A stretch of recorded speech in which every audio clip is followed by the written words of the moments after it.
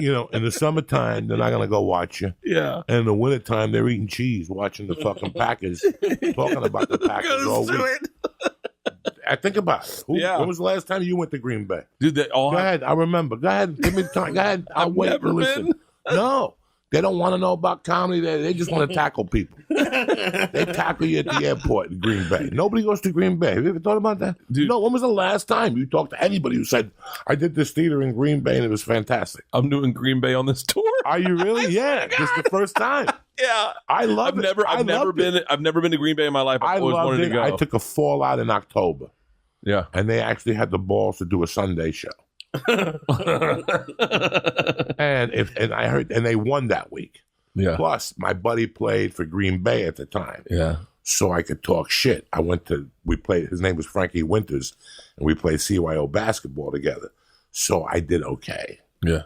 It's the people that, you go to Green Bay on a Sunday game, Saturday night before they have a game, they're animals. Yeah. Back then, when Brett Favre was throwing touchdowns, you couldn't, there's just some cities that comedy just, you know what? Yeah, we like the ha-ha and he-he, but we're here to tackle motherfuckers. Like, we just think about football. I thought Hawaii was going to be like that. Have you ever done the Blue Note in Hawaii? No, but everybody says it is phenomenal. Everybody's shooting specials in Hawaii. Yeah. They're fucking going Joe Coy just shot a special in Hawaii, Joe Coy. Gabriel's there this week. I thought going down to Hawaii, I was like, they were like, book me in Honolulu at the Blue Note. Are you doing Montana on this tour? No. Again, nobody goes to Billings. Yeah. Billings just sit there waiting like a virgin. Like right now, if I had my last handful of money, I'd open up a comedy club in Billings because I know I would get my investment back that quick. Quick. It's overwhelming. It's like what this guy's doing in Utah. What's he doing in Utah? He's got 3 comedy clubs. Keith Stubbs, who I love, the club, Wise Guys, is becoming one of the best clubs. Best clubs in the fucking country. In the country. Utah, Salt Lake, Mormons, don't go there. They got 9 wives. What are you fucking kidding me? Everybody wants to laugh. Yeah. So pretty soon, watch. Somebody's going to pop Billings, Bozeman, one of those towns in Montana. And it's going to be, didn't you tell me about Spokane? Dude, Spokane's fucking there awesome. There you go, the Tri-Cities. Those are the Tri-Cities. Yeah. Spokane, something else. What's the Tacoma? Tacoma's on the other side. That's I've done Tacoma too. I like that. When you do this, years ago, there was a lady called Donna Richards, and she booked out of Portland. And she booked a volcano room, and it was in a hotel, and it was in some part of Oregon, but it's on the other side, opposite Portland, real close there. So this Spokane and another city is all you have for civilization. Yeah. So they called it the Tri-Cities.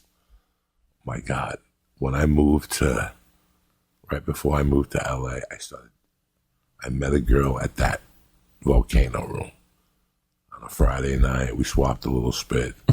Then she came back with her girlfriends on a Saturday night. We swapped a little spit. I was a gentleman. I think we took it out. I ate a monkey, but no sex. There was no condom. And I go back to Seattle, and the phone won't stop ringing. It's this broad, and she's really pretty. I mean, the girl was a fucking knockout and really sweet. And one day, 4th of July, she drove up from wherever she lived, 3 hours away, and me, her, Josh Wolf, and Malia, Josh's kid's mother, had like a 4th of July party. And they're like, what a nice girl. And I'm like, okay. And something was wrong with me. I had seen this girl like 8 times, and I never went for the monkey. Like, she was that hot. Yeah. We had swapped spit. We had gotten hot and sticky from time to time, but we never really did anything. And one night we're on the phone having a conversation, and I go, yeah, next week I got to go to San Francisco. And she goes, well, what do you think if I drive you? And I go, that's okay. You want to drive? And I'm like, oh my God, she wants to drive me. I had to rent a car. Yeah. She's saving me $400 fucking bucks. I go, if you want to drive, and I didn't think like I think now, or like you think when you're 40. I think, well, how I was 30, it's a ride. I don't know what I'm getting myself into.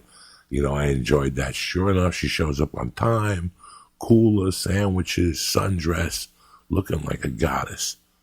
And as we're driving to San Francisco, at one point, something comes up about a blowjob, and she looks me straight in the face. And she goes, I'm really good at those, And I go, all right, when we get to the hotel, we'll see. So I'll be the judge of that. it's a Monday night open mic at the Punch. No, Sunday night was the Punchlines, and Monday nights was Cobb's when that scumbag was up there. And he would make you sign your name on a list, and he wouldn't tell you what time you go up. And then he'd just come up to you and tap you on the shoulder. You know how many comics flew into that open mic and he didn't put up? No. Even though he told you on the phone he was Who was gonna put this? you up. He quit. He was an old guy that ran Cobb's. Real prick. And he was the one that told Ralphie, why did Joe take Ari and me on the road, that we were worthless. And we used to bust Joe's balls, and he had a crush on Joe. Because one day Duncan and Ari went downstairs to do radio with Joe, and that guy purposely brought a 2-seater. And he told Ari and Duncan he couldn't go. So Ralphie told me the story. I told Joe. Joe was like, come on, the guy wouldn't say that. I always knew the guy was a closet fag, for starters. So for months, every time we go to Cobb's, I tell him, how's your friend, Joe? I would just torment Joe. Joe, he wants to suck your dick. Like when he would come up, I go, Joe, you want me to stay? Like I would just, like Joe, you want me to stay? Yeah, you want me to stay? I don't know what's going on between you two. And Joe was, hey, he's not gay, a dog, trust me. I know, but that dude was a scumbag, and he used to run an open mic on Mondays before Cobb's burnt down, because they Jewish Lightning, the first one. Really? The first one used to be down the corner in a warehouse by the chocolate. Oh, really? Guadalajara Square. Guadalajara Square. What a Guadalajara. What is it? No, what's the name of it? The chocolate Yeah, place. what's it? Ghirardelli. Guadalajara Yeah, Square. whatever the fuck it is. I've been watching too much Narcos. And then up the fucking corner. Now it's up the corner. But they tried to light it on fire, whoever owns it, to try to get Jewish Lightning, and they moved.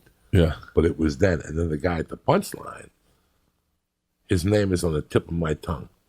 He also told me on the phone, when you tell a young comic, you're going to put him up on the open mic, and you have a reference, BERT KREISCHER. Oh, I love Bert. Yeah, Bert called. Come down Sunday night. I'll never forget him, too. Yeah. You would get there and say, where do I sign up? And he goes, there's no list. I'll put you up when I want to. And he turns his back on you and walk away. And you just stand there. You just stand there all fucking night. And he come up to you at one point and go, you're up next. I said, I'd give you 6, do 3. And you're like, I got a fucking hotel room for $40 that I had to beg and borrow for. I almost had to blow a guy. And fucking, you want to give me 3? I mean, that's what those 2 clubs were notorious for that. That's fucking ridiculous. So I said something to that guy. We're going in like fucking Marines, you understand me? Welcome to church, motherfucker.